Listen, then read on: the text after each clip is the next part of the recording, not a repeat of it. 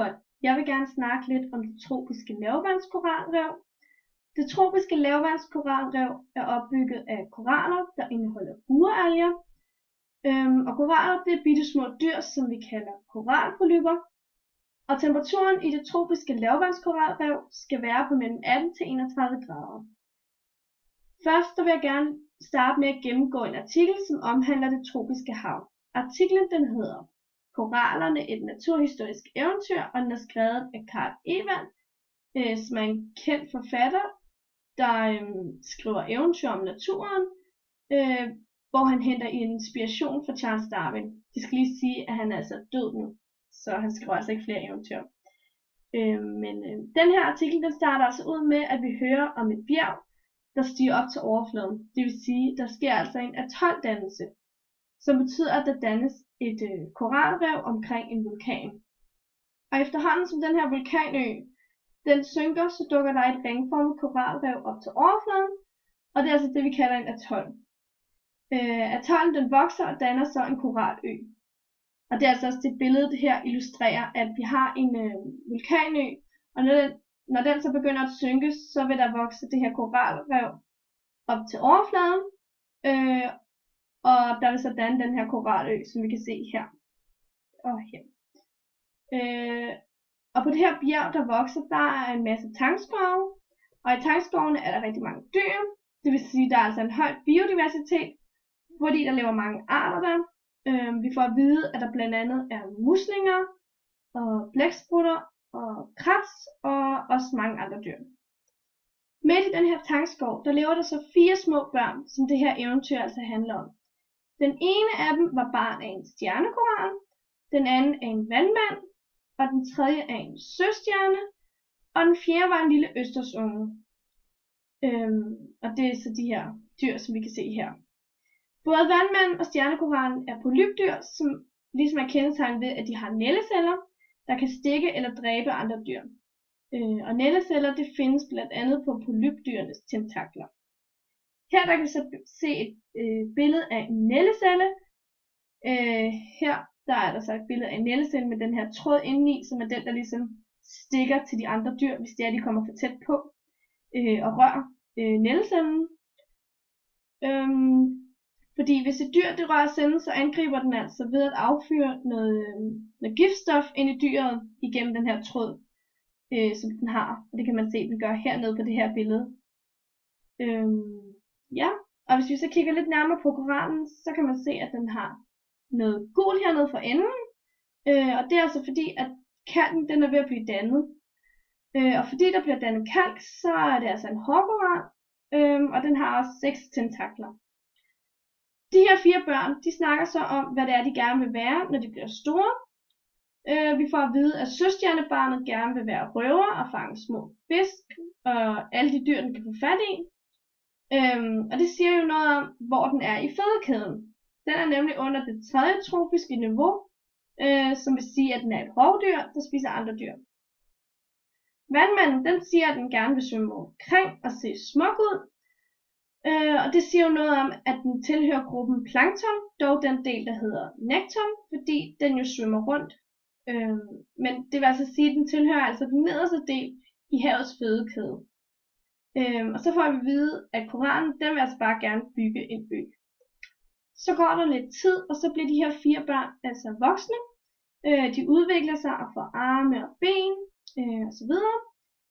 Og noget af det, som der er ret interessant ved det her eventyr, det er, at korallen den er ved at blive voksen, så svømmede den væk fra sin den sædvanlige plads, hvor at den havde tilbragt hele sin barndom. Og det er ret typisk for koralrevsfisk, at de vokser op i et område, og når de så er ved at blive voksne, så svømmer de ligesom ud i det åbne ocean. Man kalder de områder, som fiskene lever i, når de er unge, for mangrove- og havgræsområder, som er nogle slags børnehaver, hvor de ligesom vokser op. Men den her koral, den fik altså både arme, mund, mave, og så blev den hård og fast for neden, og den begyndte at danne kalk. På et tidspunkt så skød korallen så en knop ud på den ene side. Knoppen den blev så til en stjernekoral, som sad fast på den den her gamle koral, som den efterhånden var blevet. De skød så knopper, indtil der ligesom stod et helt koraltræ. Og træet det fik så flere og flere grene, og dyrene fik unger. Og den gamle koral, den døde så på et tidspunkt, mens de nye koraller, de bare blev ved med at skyde flere og flere knopper. Og på et tidspunkt, så blev den her koralø så høj, at den nåede helt op til overfladen. Men der havde korallerne altså glædet sig lidt for tidligt, fordi de kunne altså ikke tåle solen. Og til sidst så ender den her historie så med, at koraløen den forsvinder, fordi jorden den sænker havbunden, hvor koraløen altså lå på. I forbindelse med det her forløb, vi havde om koralrevet, så har vi også lavet et forsøg med pis og zooxanteller. Og til at starte med, der vil jeg lige forklare lidt om, hvad en zooxantel er, og hvordan den ser ud. En zooxantel, det er en organisme, der lever i symbiose med algeslægten Symbiodinium. Og et eksempel på en zooxantel er koraller. De fleste tropiske koraller på lav vand er zooxanteller. Her der har vi en tegning af et billede af en zooxantel indvendigt, og det vi kan se, det er, at den har nogle organeller, det er de her. Det lysegrønne, det er kloroplaster, og det mørkegrønne, det er noget, der hedder thylakoider. Og de her organeller, det er der, hvor fotosyntesen foregår. Så indeholder den også noget stivelse, og det er det her hvide nogle. Den har også nogle mitokondrier, som er de orange, som vi kan se her. Og det er ligesom at dem, der er med til at give cellen energi. Så har den også nogle ribosomer, som er de små røde. Nogle hernede, som indeholder RNA. Og det store røde cirkel her, det er en vakuole, som regulerer cellens tryk. Så indeholder den også et Golgi-apparat, det er det grå herovre. Og endoplasmatisk reticulum, som er det lyseblå. Og deres opgave er ligesom at lave proteinerne færdige, eller transportere dem til cellemembranen.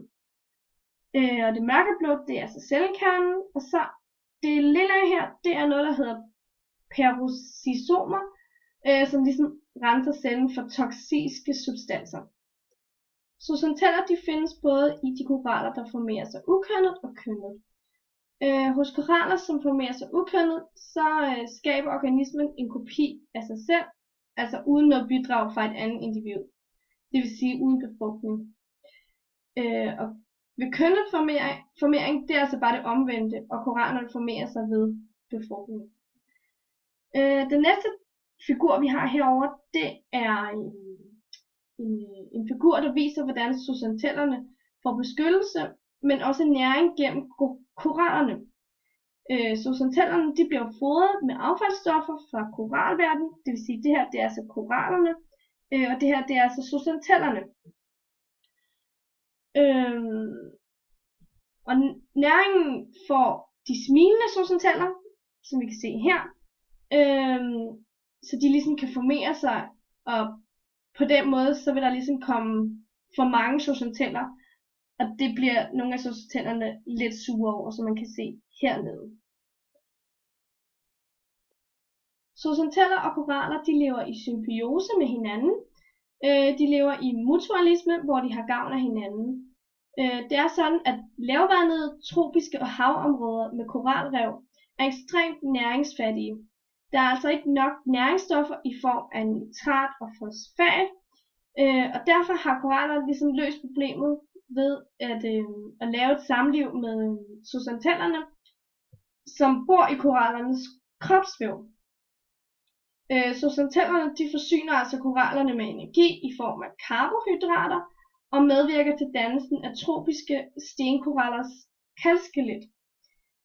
Samtidig med det så får zooxantellerne mad af korallerne. Nu vil jeg så lige hurtigt kort sige noget om det her forsøg med pis og zooxanteller. Det man skal bruge for at lave det her forsøg er 6 kolber, så skal man bruge noget urin og noget frisk søvand med alger i. Forsøget det gik altså ud på at illustrere effekten af en stigende tilførsel af næringssalte altså affaldsstoffer fra koraller til symbiotiske zooxanteller. Og min hypotese den var, at jo mere mængde af næringssalte, der bliver tilført til de her zooxanteller fra korallerne, jo flere zooxanteller kan der dannes, og des mere grønligt bliver vandet i kopperne. Og den hypotese, den kan vi faktisk bekræfte, fordi vi kan se, at vandet det bliver mere grønt, jo mere næringssalte vi putter i. Vi kan se, at ved flaske 1, der er det ikke rigtig grønt, men jo længere hen vi går mod flaske 6, der bliver det mere og mere grønt. Og ved flaske 6, der er den helt grøn. Så det vi altså kan konstatere er, at forsøget det er vellykket, og jeg kan bekræfte min hypotese. Og ja, det var så det, jeg havde lyst til at sige om det tropiske lavvandskoralrev.